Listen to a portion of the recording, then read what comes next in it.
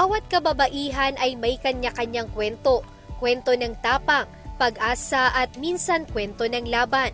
Kabilang rito ang laban kontra breast cancer, isa sa mga pangunahing sakit na kinakaharap ng mga kababaihan sa Pilipinas. According to the latest statistics, breast cancer is now the most common cancer among Filipino women. Actually, breast cancer in the Philippines has the highest incidence in Southeast Asia. As much as 40.5 women per 100,000 population is affected by breast cancer in the Philippines. Sa pagdami ng mga nagkakasakit ng breast cancer, mas kinakailangan ngayon ang tamang gabay, mas mabilis na pagsusuri at lugar na tunay na nauunawaan ang kanilang pangangailangan. Isa na rito ang bagong inilunsad na breast center ng Fidelmundo Medical Center.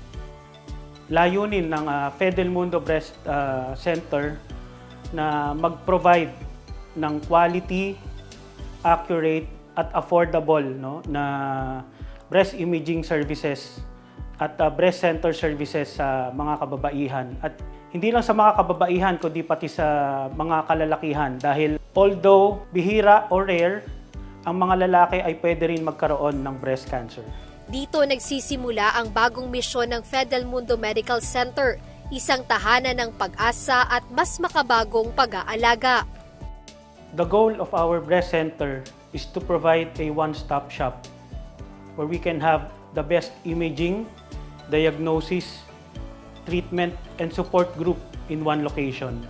We are comprised of a team of specialists, radiologists, surgeons, pathologists, and oncologists na pwedeng magbigay ng sapat at kumpletong treatment sa lahat ng ating mga pasyente. Dito ang pangangalaga ay hindi lamang medikal. Ito'y pag-unawa sa takot, emosyon at paglalakbay ng bawat pasyente.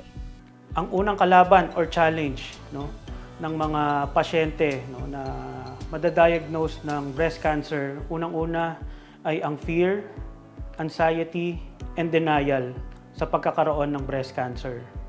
Kaya po kami nandito ng Fidelmundo Breast Center para tumulong sa inyo na ma-diagnose ng maaga dahil wala pong ibang cure sa breast cancer kundi ang early detection.